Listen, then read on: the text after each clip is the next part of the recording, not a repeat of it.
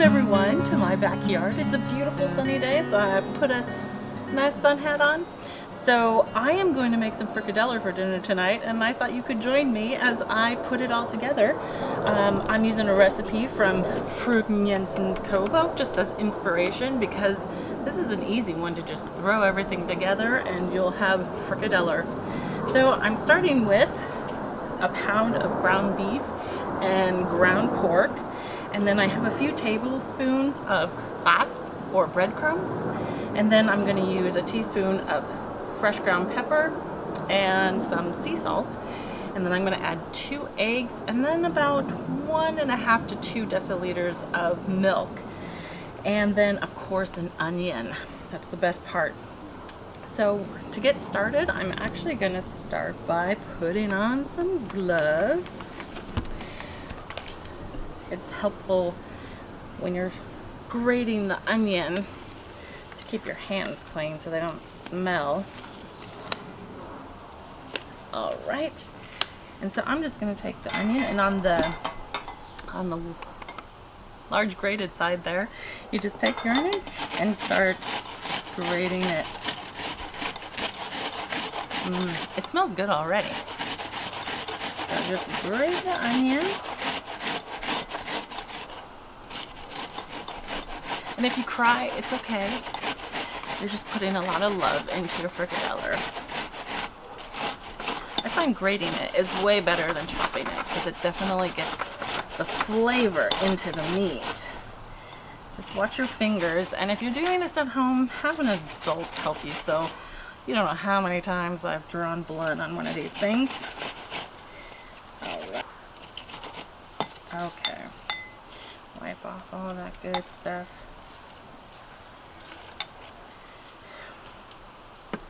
Now I'm just going to put this in with my meat here, right in there. And then I'm going to add my breadcrumbs, asp, and then my pepper, sprinkle that in, my salt, and then I'm going to measure out, so it's 1.5 deciliter, but I think I'll start with 1.5 and then I'll have extra if I need it. So I'll just measure 2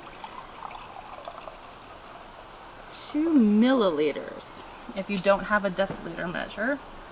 And I'm just going to put a little bit of that in there now, and I can always add more later.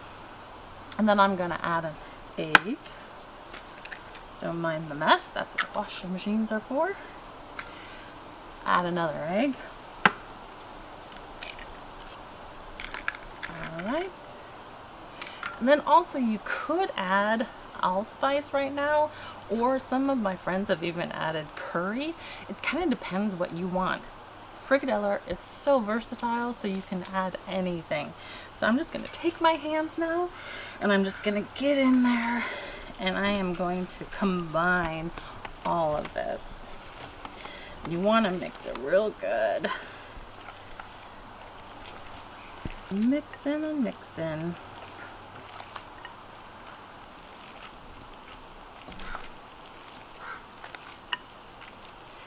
So some people actually just use one kind of meat, but I've always grown up using pork and beef.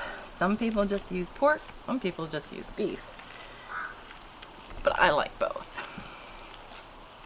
Also, if you're a vegetarian, you could try alternate meats, but I don't know about that. Give it a whirl. Okay. I've been mixing for a while, but I feel like it's a little bit too moist, so I am going to go ahead and add a little bit more breadcrumb. Just go like that, and mix it together. You can also use oatmeal too, but it should be finely ground. Like I said, it's very versatile.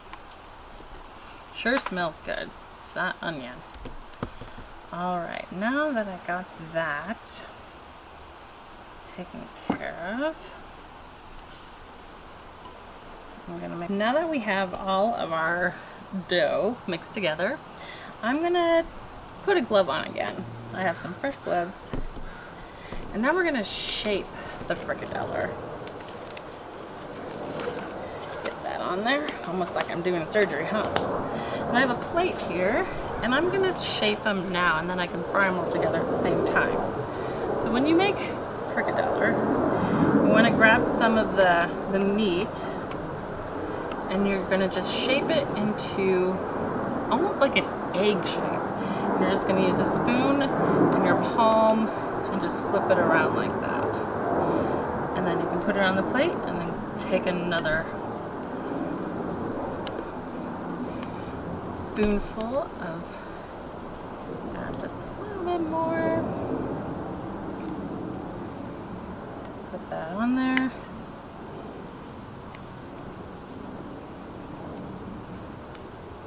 If your spoon gets too sticky, you can always add a little bit of oil to it, and then it'll help come out a little bit easier. You don't want them too big because you want to make sure that they can cook evenly all the way through without getting burnt on the outside.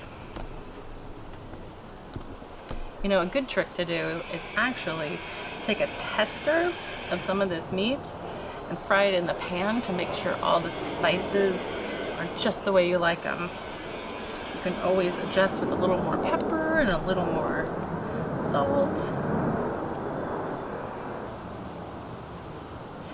You know, you can always just make as many as you want to eat tonight, and then you can freeze the rest of this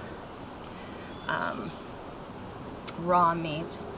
And then when you're ready to have frikadeller again, you can take it out, thaw it up, and get it cooked up for another delicious Danish dinner. So I'm going to call that good for now, and then I'll put the rest of this in the refrigerator and I can make it later. So now that I have that good to go, I'm going to turn on my stove, and I'm going to go to about a medium, depending on how hot your stove runs. I'm going to put some butter, melting in the sun, and I'm going to put a little bit of oil, which kind of lowers the smokiness of the butter so it doesn't burn. Okay, I'm hearing that butter and it sounds like it's getting there. Just gonna grab my spoon. So I'm gonna put those on the pan. I'm gonna turn it up a little bit more. And then I'm gonna do kind of like a spokes on a wagon wheel when I put them in here.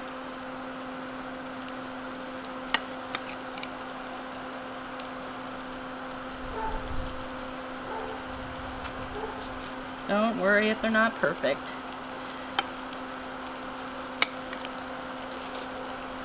Put there. Looks beautiful, doesn't it already? And then I'll put one in the middle. There we go. I wish you could smell this. It's amazing. So we're going to let that side heat up. Probably for about 5 to 7 minutes. And I always like to pick at it. I'm always like checking it out. But you can leave it alone. If you want, you can add more butter.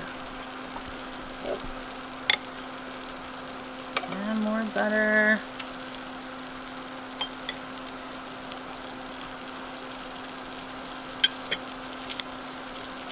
Have you ever made frikadeller before? Probably had it at Danish camp, I bet. Alright, so keep an eye on the bottoms, and once they start getting brown, you're going to want to turn them over just a third. Oh, look at that. That's perfect. So just not all the way over, but a third of the way over. And just stand it up.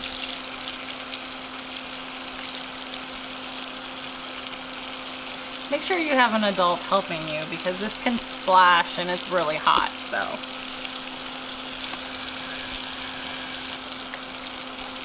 Now we're going to let it fry for another 5 to 7 minutes on that side.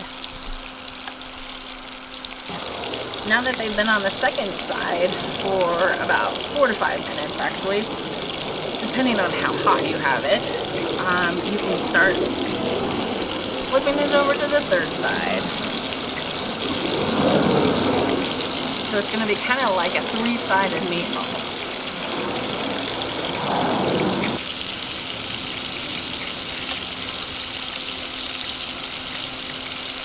If you see one that's a little lighter than the others, go ahead and move it in the middle. Probably because the pan's not getting as hot there. And then we're just going to keep on an eye on these for the next couple minutes. And you can tell they're getting firm, so you know that they're cooking on the inside too, which is pretty important. Ah, that's going to be good gravy. Okay, so these have been frying on the third side for a few more minutes, and I'm just going to check the temperature to make sure that the meat is done. So I have this handy thermometer. I'm just going to stick it in the middle. So it's only at 130 degrees right now on that one. That's 150. So they're almost there.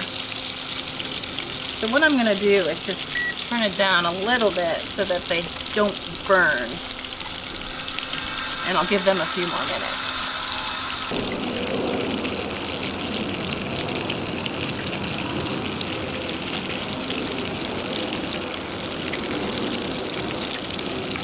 They've been heating up for a few more minutes, and I've actually just checked this one. And it's hot. So you want to get it to at least 165 degrees Fahrenheit. And when it's done, you can just set it on the plate. And then I'm going to... Too many things in my hand. I'm going to check this one.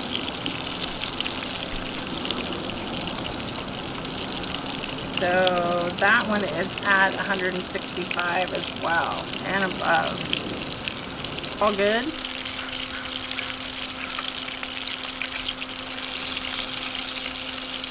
Yep, we're hot. I'm gonna turn off the power. Almost there. Give it one more minute.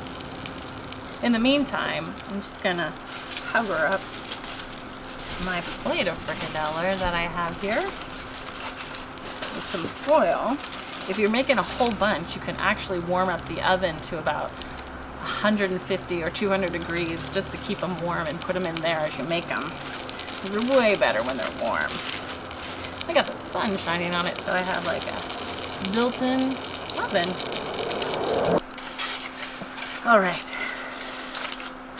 Now that our frikadeller is done, it's time to make the sauce. So I've got it on medium-low, and all I'm going to do is add some cream. Oh, nice and thick, heavy cream. I'm going to let it heat up. No need to add any flour or anything because that cream is going to thicken up on its own. But the key is don't go too far, or else then it'll separate from all the fats. Just going to take a quick taste, make sure it's got enough seasoning. Creamy. I'm going to add just a little bit of salt and pepper. Salt and pepper. I'll turn it down a little bit so it doesn't get away from me. A bit of salt. Stir it up again. Make sure it doesn't go too far. I'm gonna have one more little taste. That's it.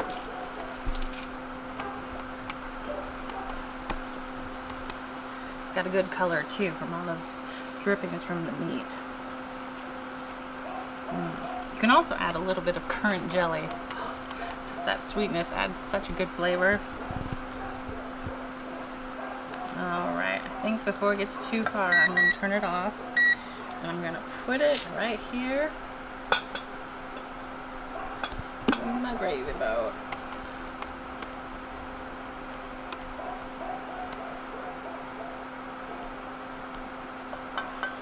All right.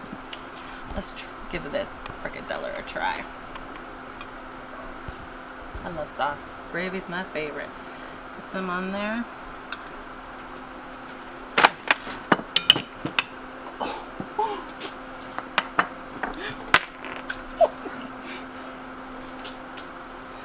Let's give it a try.